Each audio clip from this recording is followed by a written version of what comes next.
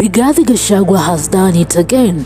This time, the former Deputy President has launched a direct attack on President William Ruto's government and the Kenya Defence Forces. Speaking during a Sunday service at PCEA Ongata Rongai in Kajiado County, Gachagua accused the state of allowing foreign forces to invade Mandera, kill citizens and occupy schools, while KDF looks the other way. Tumeona ya kwamba nchi yetu imevamiwa by troops from foreign countries. Pale Mandera, maaskari ya Jubaland wameingia Mandera. They have occupied more than half of the town. Waliua watu 5. 7 people have been injured and many people have been displaced, including schools. The leadership of Mandera was there over last weekend. Instead of castigating the invasion of Kenya by foreign forces, they were castigating Rigiji. Juzi nimeita TV nikasema askari wako pale ya nchi jirani. Sasa ndio nimeona governor wa Mandera ameamuka analia ati asaidiwe. Yet last weekend and over there he was not speaking. The senator was not speaking. The MP was not speaking. For Gachagua, this moment is personal. He has long warned of Mandera falling into foreign hands. Now, with fresh reports from the ground, he feels vindicated.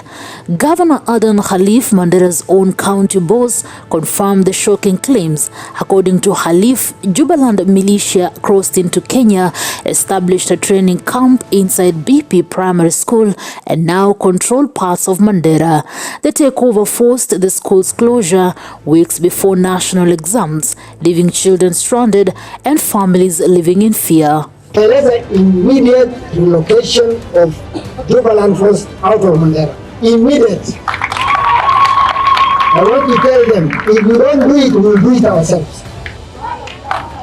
Kama wanataka unasaidia peleka Somalia, saidia huko. The Somalis are rough land.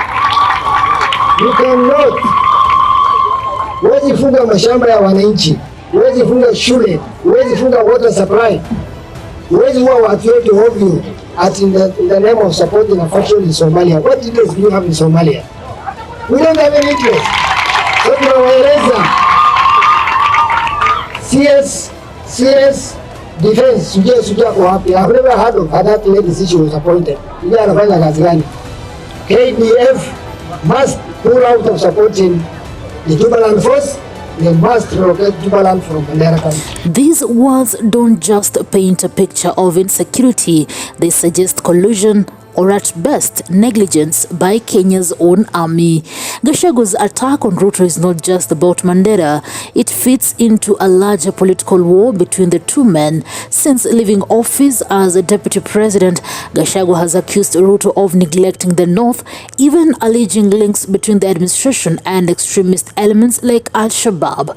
But insists his fight is with Ruto, not with the Somali community in Mandera. He clarified that locals should not be blamed for the crisis.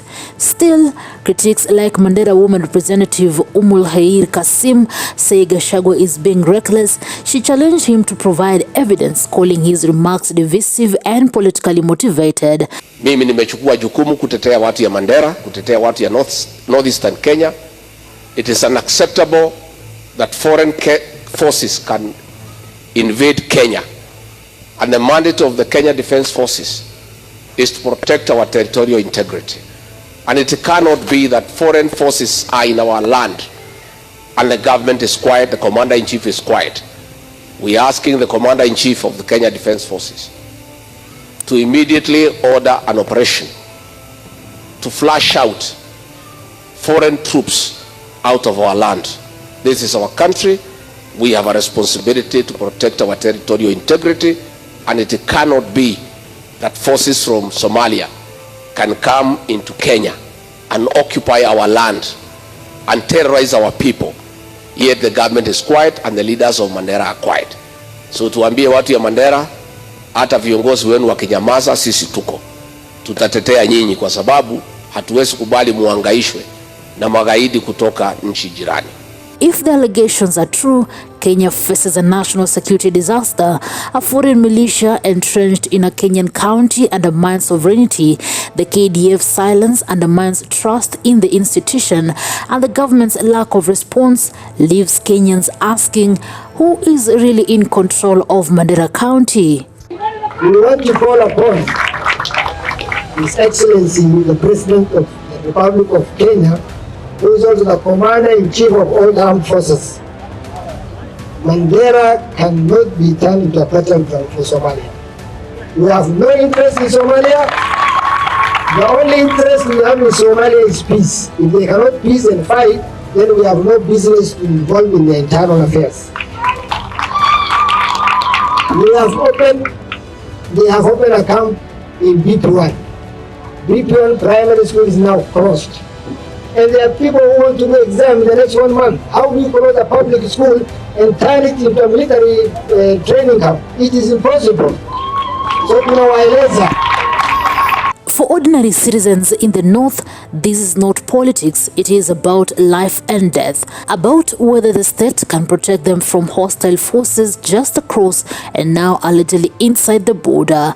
Despite the explosive allegations, President William Ruto's administration has remained silent. The Kenya Defense Forces have issued no statement. Jubaland authorities have offered no response. The silence fuels suspicion. If the invasion is false, why not deny it? If it is true, why isn't the government acting swiftly? Wale wametoka Somali, sio wa Kenya. Siende huko kwa Somali. Ajigani unapigana hapa Kenya. Is the ongoing fighting in the Somalia side between the federal government of Somalia forces and the Jubaland forces, which is the regional state. What has been happening is that Bulhawa and Mandera is just less than 20 meters. What separates Bulhawa from Mandera is just a no man's land. So when the fighting happens on the other side, and when one group is overpowered, they relocate to Mandera town. As we have been saying for the last couple of days, the Jubaland forces have been pushed out of Bulhawa, that is the Somalia town, and they are operating from the Mandera side, a place called BP1. Last night, unfortunately, we lost a mother. The absence of the answers left space for speculation, political theater, and growing mistrust between leaders and citizens. At the heart of this storm lies a critical question: who is protecting Kenyans in Mandera County? Rigathi Gachagua has framed Ruto as weak and complacent. Governor Khalif has directly accused the KDF of aiding a foreign force, and the people of Mandera County are caught in the middle, facing insecurity, fear, and abandonment. Until the government speaks and acts, Mandera risks becoming a battleground not just between Kenya and Somalia, but between truth and political propaganda. Newsroom, Maisha TV, Reader, carrying Tibet.